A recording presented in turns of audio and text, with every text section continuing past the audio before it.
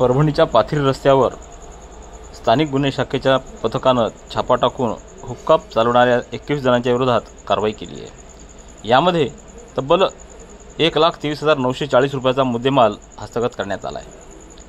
परभणी शहराच्या जवळ असलेल्या पाथरी रोडवरील कॅफेच्या नावावर हुक्का पार्लर चालवणाऱ्यावर छापा स्थानिक गुन्हे शाखेच्या वतीनं मारण्यात आला असून या हुक्का पार्लरचं साहित्य तसंच रोख रक्कम असा 1,23,940 रुपयाचा मुद्देमाल हस्तगत करून 21 लोकांच्या विरोधात कायदेशीर कारवाई करण्यात आलेली आहे।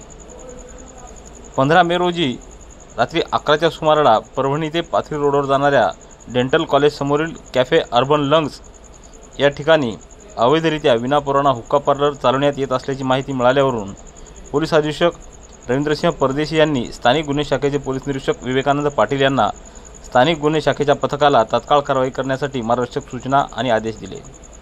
त्यावरून या ठिकाणी सापळा रचून छापा मारला असता या ठिकाणी अवैधरित्या हुक्का पार्लर चालू असल्याचं निदर्शनास आलं। त्यामध्ये 21 आरोपींच्या विरोधात कारवाई करण्यात आली असून ग्रामीण पोलीस ठाण्यात गुन्हा नोंदवण्यात आलेला आहे।